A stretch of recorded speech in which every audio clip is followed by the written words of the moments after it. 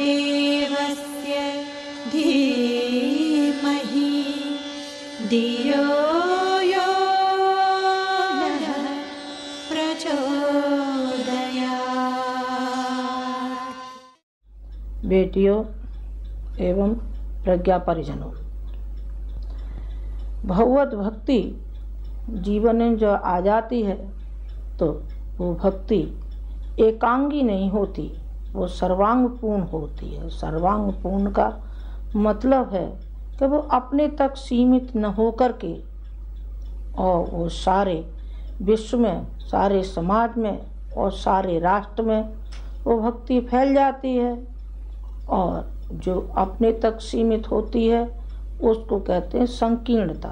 वो अपने ही तक, वो अपनी ही मुक्ति और अपना ही स्वर्ग चाहते रहते हैं। मान लीजिए उस भक्ति से, एकांगी भक्ति से और किसी व्यक्ति को स्वर्ग मिल भी जाए तो आखिर उससे बनेगा क्या? जब उस भक्ति का लाभ सारे समाज को नहीं मिल पाया, कुटुंब को नहीं मिल पाया, राष्ट्र को नहीं मिल पाया और विश्व को नहीं मिल पाया, तो एकांगी मुक्ति मिल भी जाए तो आप उसका क्या करिएगा?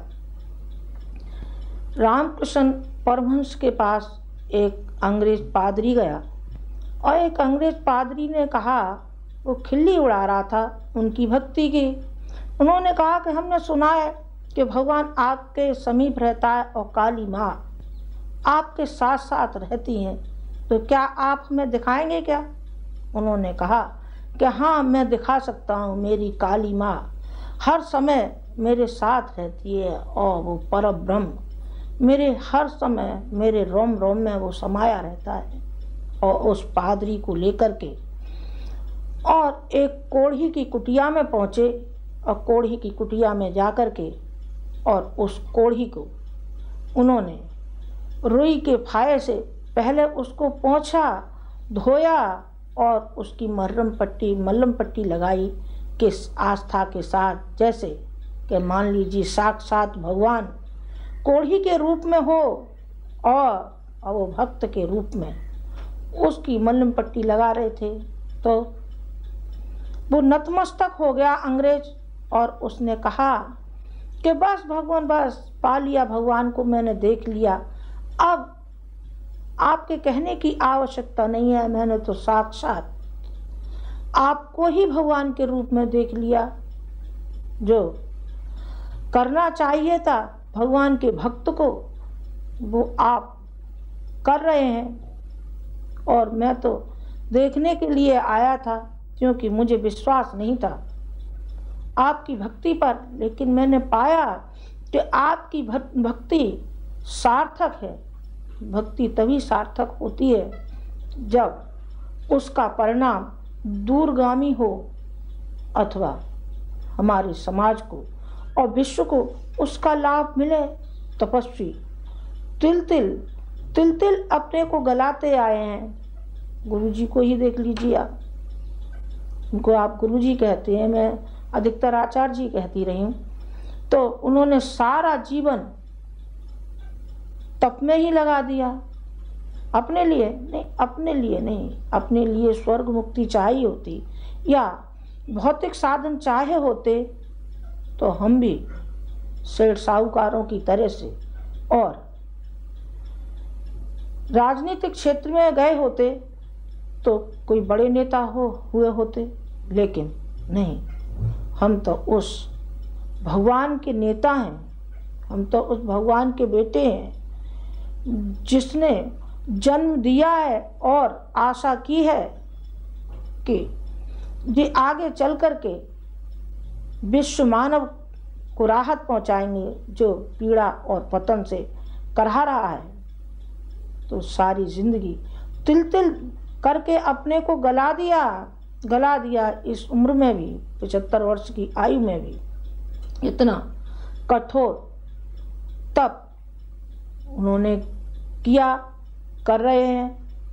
कब तक पूर्ण होगा? यूँ तो बसंत पंचमी तक पूर्ण हो जाता है संकल्प की दृष्टि से तो, पर और भी कुछ आगे चलेगा। ऐसा मेरा अनुमान है।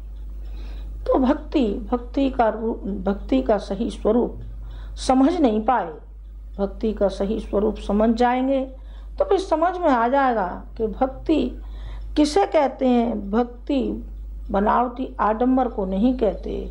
भगवान परखता है कि कहाँ है। चलिए इस संदर्भ में मैं आपको एक उदाहरण सुनाना चाहूँगी कि ईश्वर दर्शन किसे कहते हैं वो मैंने अभी आपको सुनाया रामकृष्ण परमहंस के उदाहरण में। दूसरा मैं सुनाना चाहूँगी रैदास का। सोमवती अमावस्या थी और लोग गंगा स्नान करने जा रहे थे। रैदास से कहा कि चलो आप भी गंगा स्नान के लिए चलो। उन्होंने कहा लो मेरे फूल मेरी माँ को अर्पण कर देना और कहना रैदास आज व्यस्त है वो आ नहीं पाया। और लोग गए सब ने भेंट चढ़ाई। किसी ने दूध चढ़ाया, किसी ने फूल चढ़ाया, किसी ने दीपक चढ़ाया। सब अपने आनंद थे। लेकिन अंत में जब जो फूल रैदास ने दिए थे उन्होंने जब अर्पण किया, उन्होंने कहा कि माँ, उन्होंने कहा है, रैदास ने कहा है कि मेरी माँ को मेरे फूल अर्पण करना और मेरी माँ हाथों में लेगी। यही हुआ। जैसे ही रैदास का शब्द आया कि दोनों हाथ गंगा ने निकाल दिए और वो फूल उसने अपनी अंजलि में ले लिए गंगा माँ ने। ये होती है उपासना, ये होती है भक्ति। भक्ति जो होती है अपने अंतर आत्मा को धोने के लिए होती है। मैल के जो पर्त जीवात्मा पे चढ़े हुए होते हैं उस आवरण को हटाने के लिए होती है। अंगारे के ऊपर यदि मैल जमा हो जाए, गर्दा जमा हो जाए तो वास्तविक जो रूप है अग्नि का वो दिखाई नहीं पड़ेगा। जब उसको हटा देंगे फिर वो वास्तविक अग्नि के रूप में लाल अंगारा जैसा दिखाई पड़ेगा। क्यों? वही अंगारा है जो अभी तक वो परत में छिपा हुआ था, मिट्टी के परत में छिपा हुआ था। लेकिन जब वो परत हटा दी गई तो अग्नि का रूप धारण हो गया। इसी तरीके से भगवान को अपने में मिला लेते हैं तो भगवान के ही जैसे भक्त आचरण करता है। जो भगवान ने उम्मीद की है उसी के अनुसार भक्त चलता है। और इसके विपरीत चला तो केवल आत्मतुष्टि हो सकती है, जीवात्मा की नहीं, केवल अपने दिमाग की हो सकती है। और उसमें कहाँ तक सफलता मिलेगी हम नहीं समझते। क्योंकि इस रास्ते से हट करके हमने देखा कि भक्ति से कितना लाभ होता है, अनायास इतना मिलता है कि शायद ही किसी को दुर्लभ हो। तो क्यों? क्योंकि भक्ति उसके जीवन में समाई हुई है ना। एक रैदास का मैं अभी सुना करके चुकी थी। एक और संदर्भ है रैदास का कि रैदास बैठे थे और अपने वही जो काम था चमड़े का वो अपना कर रहे थे। बड़ी लगन से और आस्था के साथ कर रहे थे कि ये जो ग्राहक आया है ये मेरा भगवान है और भगवान की सेवा करना मानवता का धर्म है। तो एक व्यक्ति आया, उन्होंने कहा देखी तुम्हारी गंगा कहाँ है गंगा, और ऐसी तुम्हारी गंगा माँ है तो आज मेरे कंगन खो गए हैं मेरी औरत के, वो मिल जाए तो मैं जानूं। उन्होंने कहा कि देखो भक्ति ये नहीं होती, वो आस्था और विश्वास है। तो उन्होंने कहा कि तुम्हें अपने भगवान के ऊपर विश्वास है? उन्होंने कहा हाँ हमें अपने भगवान के ऊपर विश्वास है, वहाँ अपनी गंगा माँ पर विश्वास है। तो उन्होंने कहा अच्छा दिखाओ। तो जब उन्होंने कहते हैं मन चंगा तो कठौती में गंगा, और उनकी कठौती में गंगा आ गई। और जैसे ही उन्होंने हाथ डाला कि वो कंगन हाथ में आ गए। संभव है किंवदंती भी हो, लेकिन उसके पीछे जो छिपा रहस्य है वो भक्ति का है। भक्ति जब होगी तो पूर्ण आस्था के साथ जब हम भगवान की उपासना करेंगे और भगवान के समीप बैठेंगे तो भगवान का सा ही स्वरूप भक्त का हो जाएगा। अन्यथा माला घुमाते रहिए और गिनते रहिए उसकी गिनती, कितनी मालाएं होंगी, इतनी माला की तो इतने में हमें कितना मिला, और जो असली सही स्वरूप है भक्ति का उसको नहीं समझ रहा, उससे इसे क्या मिलने वाला है परोक्ष रूप से वो नहीं समझता, ये स्वार्थ स्वार्थ। तो मैं कहती हूँ बेटे, क्या भगवान से मुआवजा चाहते हो कि ये चाहते हो कि हमने जो जप किया इसका मुआवजा हमको मिलना चाहिए? तो मैं तो कई बार कह भी देती हूँ बेटे, मिलना चाहिए ना तो 2.5 घंटा रोज आपने उपासना की है तो ले जाइए 22.5 रुपये, चलिए। इतना नहीं, अरे 22.5 रुपये कम है तो चल और दिलवा देंगे, तू 3 रुपया रोज के हिसाब से ले जा, 3 घंटे का और क्या करेगा, 3 घंटे का ले जा तू अपने घर और भगवान अपने घर।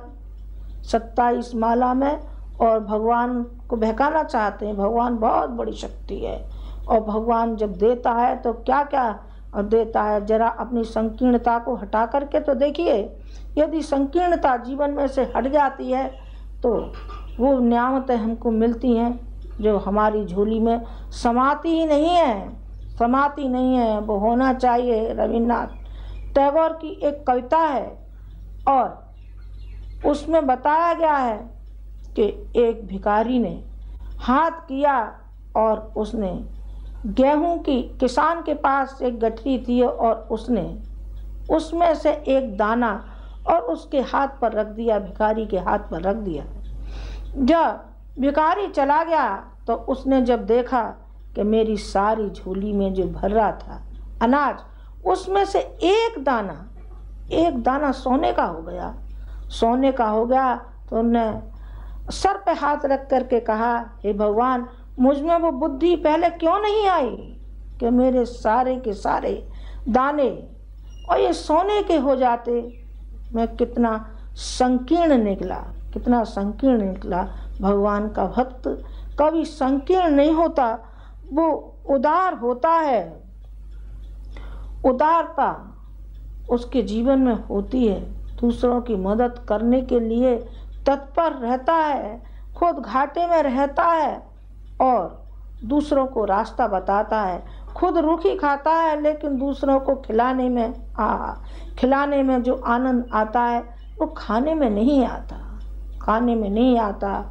जब मेरे सामने मेरे बच्चे बैठे होते हैं तो कोई जरा सी भी चीज़ होती है, जब मैं उनको देती हूँ खिलाती तो मेरे आनंद का पारावार नहीं रहता है। क्यों? कि वो मेरे हैं ना, मेरापन है और उसमें वो भक्ति छिपी हुई है कि ये जो बच्चा है वो मेरा बच्चा नहीं, जो मेरा भगवान भी है, जो मेरा भगवान भी है। तो इस तरीके से अपने जीवन में भगवान को स्थान देना चाहिए। भगवान को हम स्थान नहीं देते, वो अपना ही स्थान रह जाता है। अपना स्थान किस तरीके से रह जाता है वो मैं आपको अभी उदाहरण सुनाती हूँ। शंकर और पार्वती एक बार गंगा स्नान करने जा रहे थे। गंगा स्नान के लिए सोमवती अमावस्या थी तो उधर से गुजरे। पार्वती बोली कि महाराज ये बताओ कि ये जो भीड़ है ये काय के लिए जा रही है? उन्होंने कहा गंगा स्नान करने। तो फिर क्या होगा? जो गंगा स्नान करने जाता है पार्वती, वो स्वर्ग में जाता है, स्वर्ग में जाता है। आप ये मजाक मत करिए। कैसी मजाक? कि आप कह रहे हैं गंगा स्नान करने वाले सब स्वर्ग में जाते हैं, और जब ये सारे स्वर्ग में जाएंगे, इतनी भीड़ की भीड़ तो आखिर स्थान कहाँ से आएगा? उन्होंने कहा पार्वती क्या बात है, मेरे कहने के ऊपर कोई शक है? तो चलो मैं अभी तुम्हें दिखाता हूँ। तो उन्होंने कोढ़ी का रूप बनाया और पार्वती का रूप बनाया, किशोरावस्था का, कोई 16-18 साल की युवती का, और श्रृंगार और आभूषण पहनाए सदी धजी महिला के रूप में। और वो जो पार्वती थी अपने पति को, शंकर जी को पीठ पर रख करके और ले जा रही थी गंगा स्नान के लिए। न उनमें से कोई गंगा स्नान करने के लिए जा रहा था, वो तो केवल उनको दिखाना था कि भगवान भक्ति दिखावटी होती है अथवा उसमें कोई वास्तविकता भी होती है। तो जैसे पार्वती आगे बढ़ती जाती थी और लोगों की आवाज़ कसी होती थी, कोई कहता था अरे चल चल हमारे यहाँ तो भैंस बंधी है, खूब दूध पिलाएंगे और घी खिलाएंगे, तुम हमारे साथ चलो। कोई और कुछ कहता था, अरे हमारे यहाँ तो मोटर गाड़ी है, अरे ऐसे कोड़ी के साथ तुम क्या लोगी, चलो चलो हमारे साथ चलना। तो वो सर नीचे झुकाए हुए बड़े दुखी मन से कहती थी कि शंकर जी ये बताइए, क्या मुझे इस स्थिति में डालने के लिए आप आए थे? मुझसे माँ कहते हैं, आपको पिता कहते हैं, और आज मेरी ये दुर्गति हो रही है जो मैं निगाह नहीं उठा पा रही हूँ। लोग वासना की दृष्टि से भेड़ियाओं की तरह से, भेड़ियाओं की तरीके से मुझे देख रहे हैं।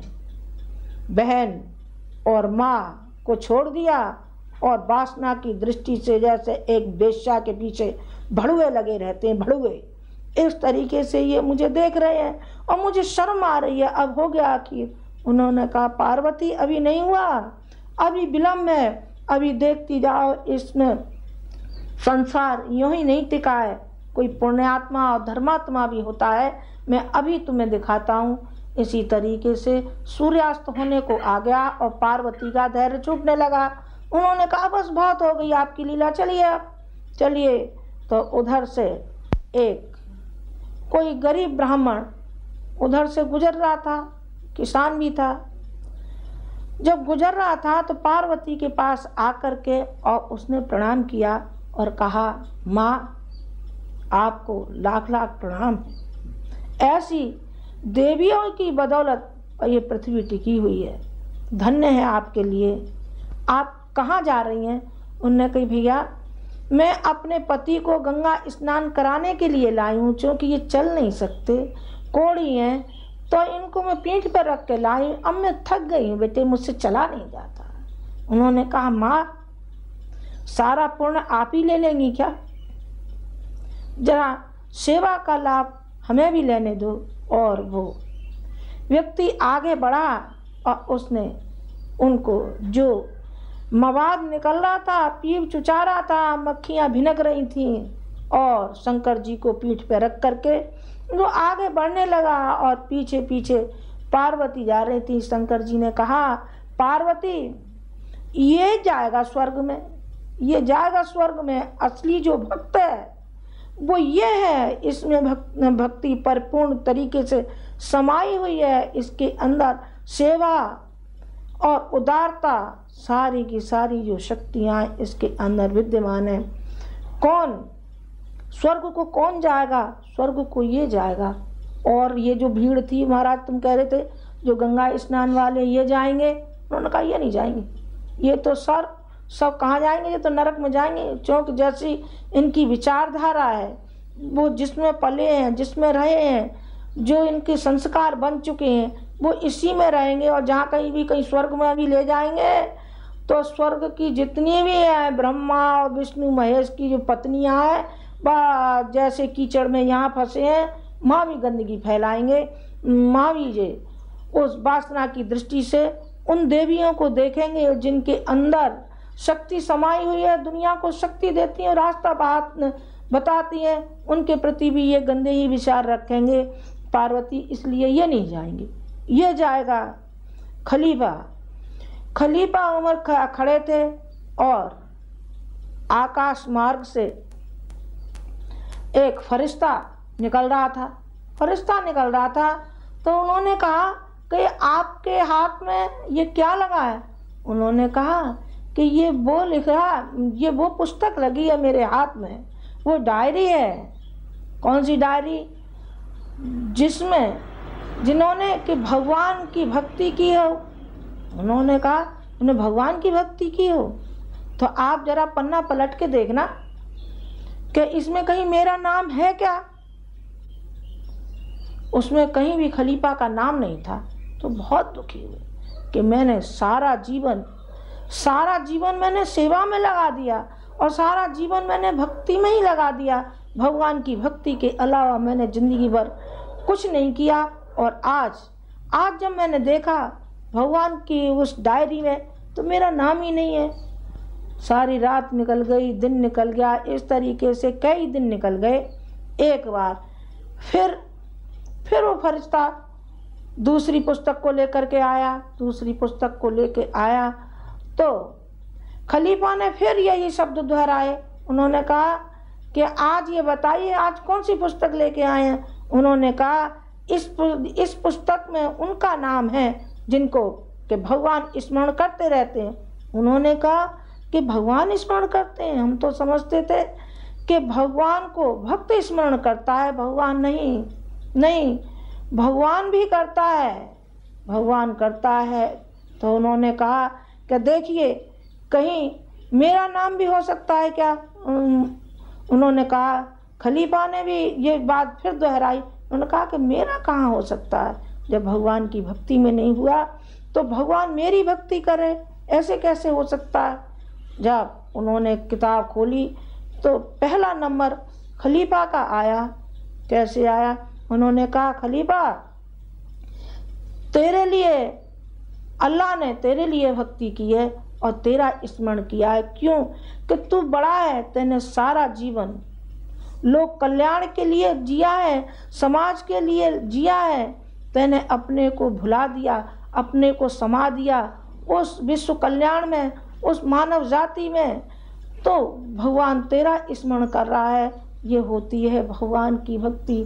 लेकिन हम भगवान की भक्ति को भूल चुके। भगवान की भक्ति को याद रखा है तो हमने भौतिकता पाने के लिए, सिर्फ वरदान पाने के लिए, और किसी के लिए पाया है क्या। नहीं, और किसी के लिए नहीं पाया। और उसके समाज के लिए, राष्ट्र के लिए यदि हमने भक्ति को पाया होता तो जहाँ 56 लाख कहते हैं, 56 लाख संतों, अब तो उनकी संख्या और भी ज़्यादा बढ़नी चाहिए। फिर भक्ति इनके जीवन में आई होती तो हमारी निरक्षरता रही होती क्या। सुधार, जहाँ डकैती, अपराध, भ्रष्टाचार, अनेक न मालूम कितने कितने अपराध हमारे समाज में फैले हुए हैं, ये अपराध कहीं रुकते क्या। अपराध एक तरफ हो जाते और वो अपराधी कहीं दिखाई नहीं पड़ते। उनका सुधार हो गया होता अंगुलीमाल डाकू की तरह से। जब उनमें संस्कार दिए जाते तो भगवान बुद्ध के चरणों पर वो अंगुलीमाल गिर पड़ा और उसने कहा, भगवान अब मैं तुम्हारा हूँ, मैं अब आपका हो चुका।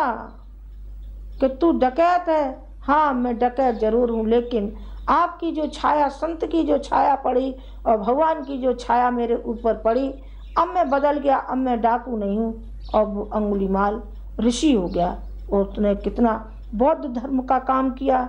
ये भगवान की भक्ति का सही स्वरूप है, वो हमने अपने जिंदगी से भुला दिया। न मालूम क्या क्या सल्लम गल्लम, इस देवी के पास गए, उस देवता के पास गए, कहीं मनसा देवी गए, कहीं चंडी देवी गए, कहीं संतोषी माता पे गए, और कहीं हनुमान जी पे गए, कहीं राम पे गए, कहीं कृष्ण गए, और कहाँ जमे कहीं नहीं। एक साधे सब सधे और सब साधे सब जाए, सब साधे सब जाए, डाल डाल और पात पात पे हम घूमते रहे। लेकिन भगवान को हमने प्यार ही नहीं किया। कि सही स्वरूप ईसा ने समझा था। ईसा से कहा कि भगवान कहाँ है। उन्होंने एक बच्चे को उठा करके गोदी में और दिखाया कि ये है भगवान। कि इसमें भगवान, कि हाँ इसमें भगवान है।